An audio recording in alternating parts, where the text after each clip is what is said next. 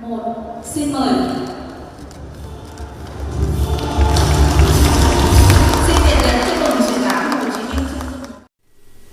ตอนบ่ายของวันที่27สิงหาคม2026ที่ศูนย์วัฒนธรรมเวียดนามประจำลาวสถานเอกอัครราชทูตสาธารณรัฐสังคมยมเวียดนามประจำสาธารณรัฐประชาธิปไตยประชาชนลาวร่วมกับศูนย์วัฒนธรรมเวียดนามประจำลาวและหอพิพิธภัณฑ์วิจิตรศิลป์เวียดนามได้จัดพิธีเปิดงานบางแสดงศิลปะภายใต้หัวข้อโฮจิมินห์ภาพเหมือนของบุคคลหนึ่ง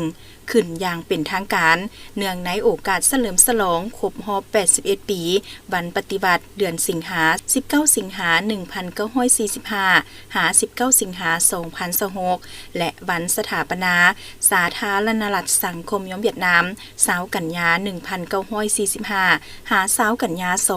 2026โดยการเข้าร่วมของสหายเหมียนมิงเติมเอกอัครราชทูตวิสามัญผู้มีอำนาจเต็มแห่งสาธารณรัฐสังคมยมเวียดนามประจำสาธารณรัฐประชาธิปไตยประชาชนลาว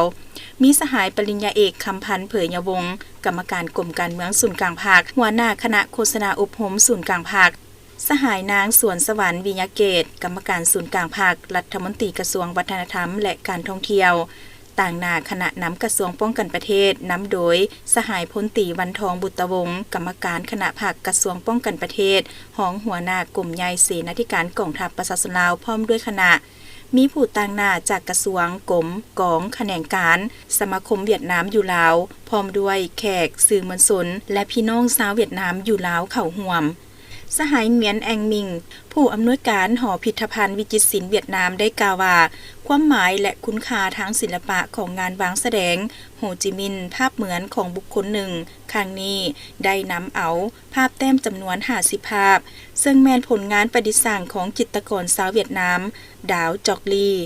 ที่ได้แต้มขึ้นแต่ปี 2018 หา 2024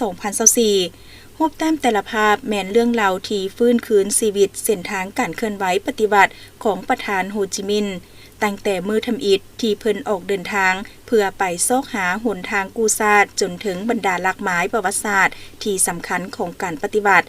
ซึ่งได้รับการถ่ายทอดผ่านลายเส้นอันเรียบง่ายของจิตรกรผลงานเหล่านี้เต็มไปด้วยความรู้สึกอันลึกซึ้งต่อกับผู้นำที่ดีเลิศแต่การดำรงชีวิตอย่างง่ายดายเต็มไปด้วยความหักแพงต่อประชาชนมิตรภาพและเพื่อนมิตรสากลอันบริสุทธิ์ในพิธีสหายเหมียนมิงเติมได้กล่าวต้อนรับพิธีงานวางแสดงว่าในวันที่2กันยายน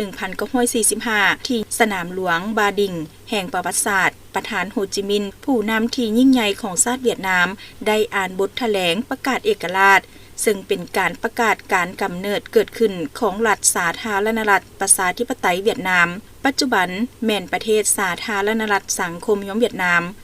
งานวางแสดงโฮจิมินห์บุคคลหนึ่งซึ่งบ่เพียงแต่เป็นกิจกรรมด้านวัฒนธรรมและศิลปะเท่านั้นแต่โดยผ่านบรรดาผลงานที่ได้นำมาวางแสดงพวกเขาจะมีโอกาสร่วมกันเบิ่งคืนชีวิตของบุคคลคนหนึ่งที่ได้อุทิศชีวิตของตนเพื่อชาตกรรมของชาติเวียดนามเพื่อการต่อสู้ญาติเอาเอกราชอิสรภาพของบรรดาชาติและเพื่อความสามัคคีพิเศษเวียดนามลาวประธานโฮจิมินห์ผู้ยิ่งใหญ่ประธานไก่สอนพรหมวิหารประธานสุภานุวงศ์ที่แสนเคารพรักและบรรดาผู้นำอาวุโสหุ้นก่อนของสองชาติได้สร้างตั้งและเพิ่มพูนคูณสร้างให้แก่สายพัวพันอันบริสุทธิ์และหายากระหว่างสองชาติซึ่งบ่เพียงแต่แม่นสายพัวพันระหว่างสองประเทศบ้านใกล้เฮือนเคียงเท่านั้นหากยังแม่นน้ำใจสถานะอ้ายน้องที่ได้รับการล่อหลอมผ่านการร่วมสัมพันธ์สู่โฮบเสียสละชีวิตร่วมกันร่วมทุกข์ร่วมสุขและช่วยเหลือซึ่งกันและกันอย่างเสมอ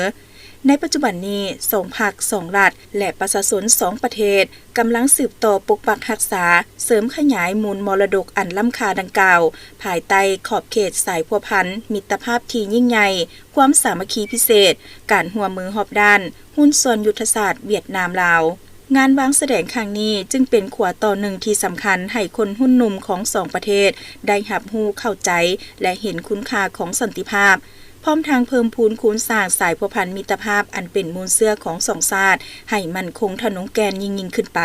เพื่อมุ่งสู่ปีสามัคคีมิตรภาพเวียดนามลาวในปี 2027 ที่จะมาถึงนี้